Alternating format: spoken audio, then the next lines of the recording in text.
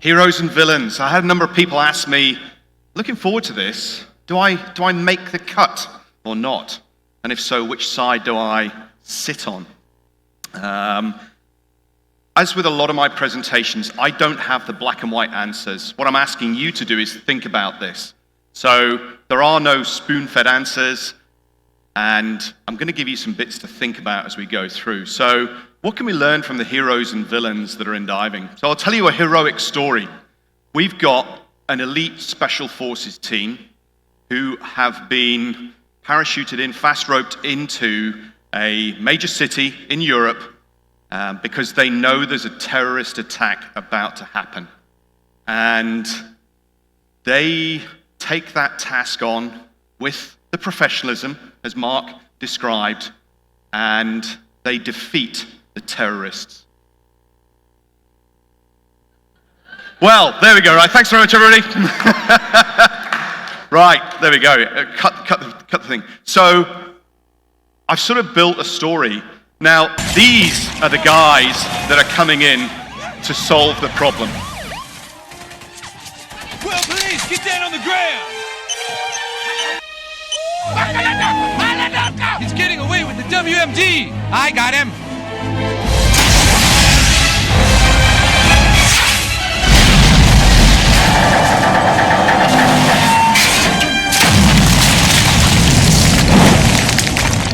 Damn, I missed him! Got him, Carson. He's heading for the Louvre.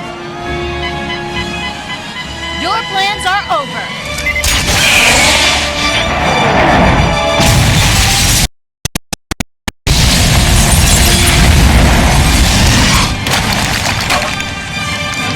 All right, Sarah! Yeah! All right, team! Nothing to it. All right! Bonjour, everyone. Don't worry, everything is boom. We stopped the terrorists. Heroes in their own world. World police. Now, I'm going to put some faces up on the slide. Are they heroes or villains? I noticed there's a red hat at the back there. Excellent, nice Cousteau hat. Guy Garman, we already had the discussion here. Hero or villain? David Kincannon, lawyer. I've already spoken to David, and he knows this is up here. Some people like him, some don't.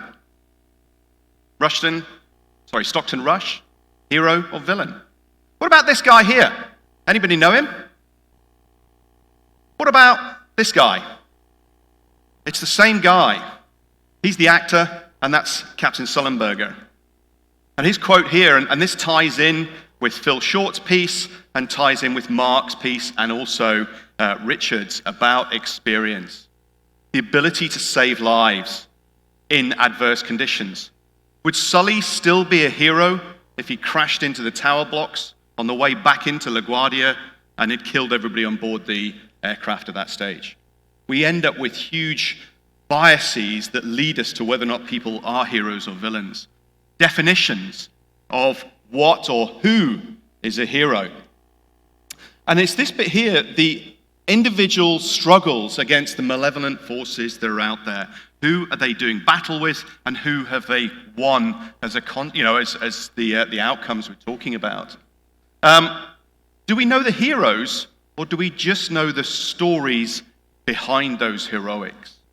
Do you understand why people are heroic, or is it just because of the stories that get told that are out there?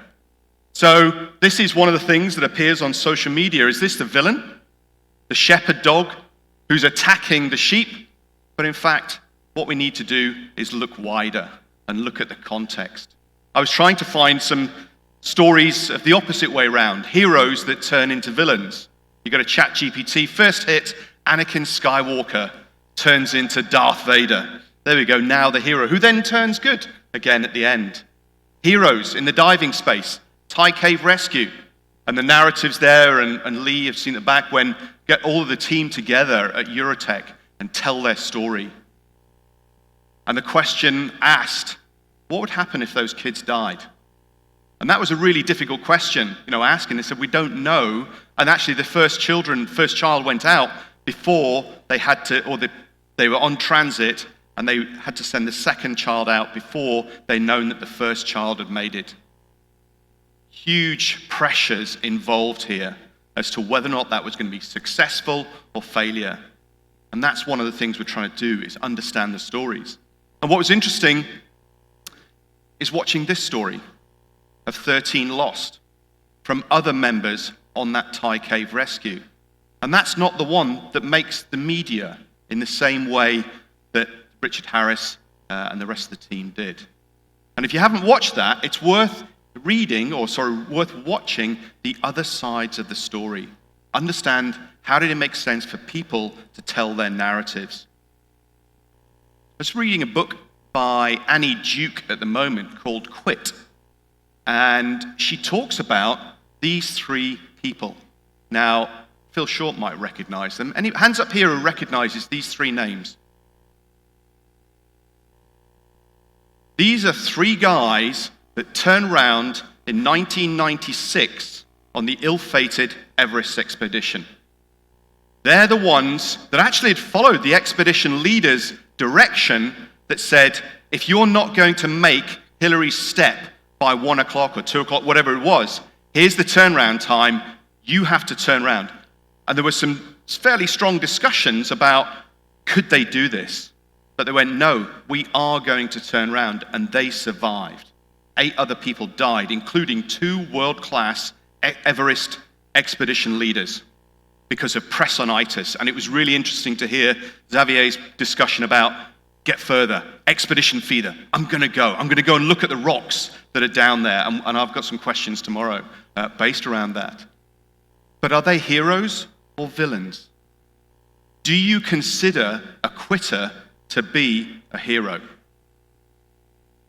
And Jill's nodding here, and Jill's story of her first Trimex class, exactly that piece. And the guilt that sits inside going, have I done the right thing or not? And I'll talk about that in a second. This lady here, Redonda Vort, hand up here who knows this story. American nurse injecting a patient with what she thought was a relaxant, but actually was a massive sedative. And that patient died in an MRI scanner because she basically had suppressed her breathing, and she died as a consequence. She reported that to the hospital staff, and they went, okay, administrative error or drug administration error, we'll run with it. You know, it's one of those things that happens in healthcare. A year later, there was a freedom of information request by the insurance company into the hospital, and she got charged with manslaughter for the loss of that life. And there was a huge investigation, went up to the Supreme Court, and there was a big outcry because he turned around and said, if you're going to charge her for manslaughter, then the learning stops in the healthcare system, because the failures that existed in her system, having to override the drugs cabinets, she was wearing 3 hats at that stage for her job. She was shepherding somebody else, and it was the case of do this. There should have been protocols to stay with the patient, overworked, couldn't done it. Massive systemic issues that led to the loss of this patient, and it was thrown out. She'd already lost a license, her life was destroyed. So, punishing her for that when her whole life was around nursing would not have helped things. And the reason I put this on here is we bring to Linnea Mills' case, and I have a view about the instructor as being a victim of a broken system. If that instructor didn't know about waiting properly, didn't know about dry suit connections, didn't know about a whole bunch of stuff, is that an individual problem or is that a systems problem? And if you reframe it that way, are they a villain or are they a victim of the system that's there? And that's the point about context. Visual illusions are a great way to get this context, these ideas of context across. So the checkerboards A and B, looking at the shadows that cast from that green cylinder, you'd think that those squares are different, but actually, we draw them that way. And it's a really easy way to get this point across. The same across here. That gray and that white, or that gray and that light gray, are actually the same color. So what goes on around us, and I can see you looking at Lee going, no, it's not. It is.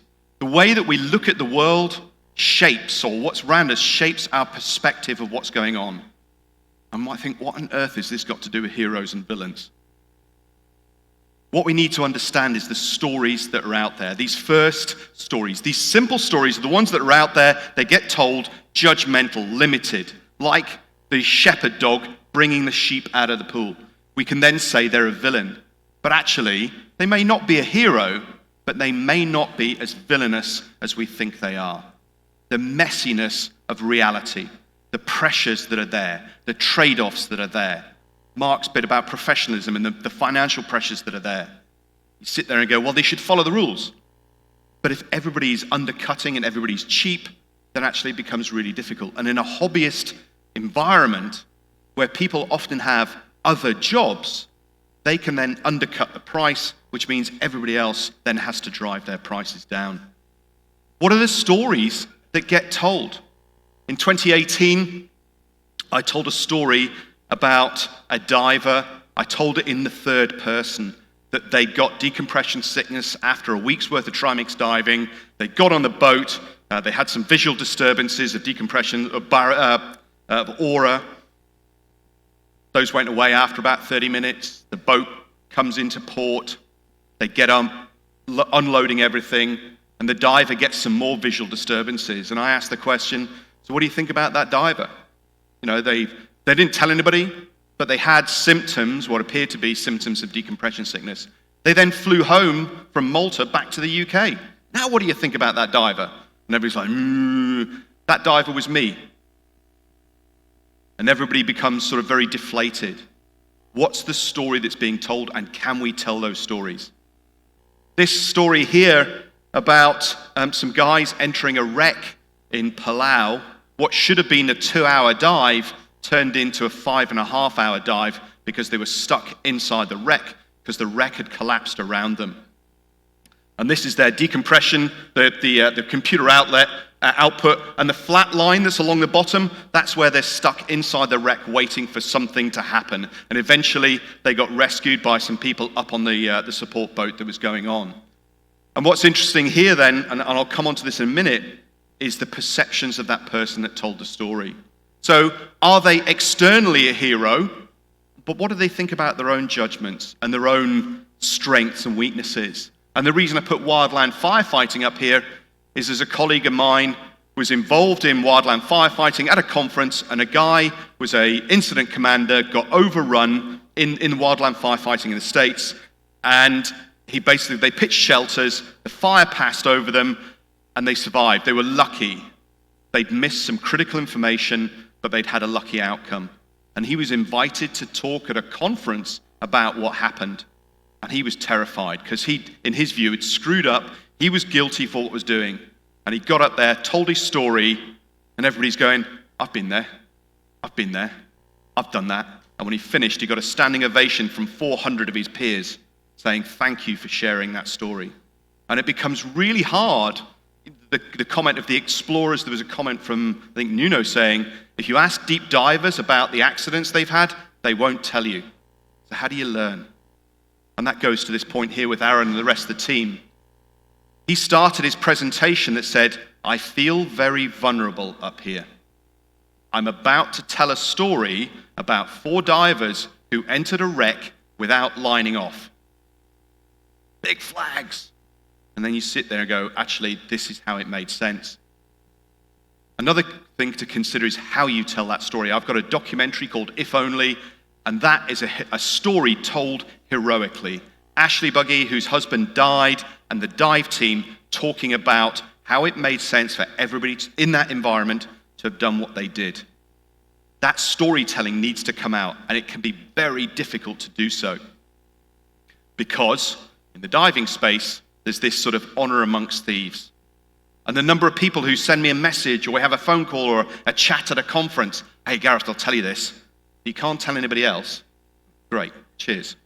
I don't want to be the one that is the leak or spills the beans. How does everybody else learn about this stuff? And that's what, one of my missions is about, is trying to create that culture that allows us to share those stories. If you call things out, Are you a hero or a villain? Anybody, hands up, anybody recognize this? A guy called Ignaz Semmelweis. He's the guy that found out about sort of bacterial infections in in labor ward in Austria. So he couldn't understand why the labor wards, where the surgeons would go and do the deliveries in the afternoon, the majority of those women became very ill, and there was just this fever. And the pregnant young women were really worried and scared about being delivered by a doctor, but the midwives didn't have the same rate. It's like, hang on a minute, this is the same hospital, what's going on? Bear in mind, this is hundreds of years ago, and the reason why the doctors had the high mortality rate is because they would do autopsies in the morning, and they'd still wear their bloodied gowns and their bloodied tools, and then they'd go and help with the deliveries. And any surprise that those young ladies got ill and died as a consequence?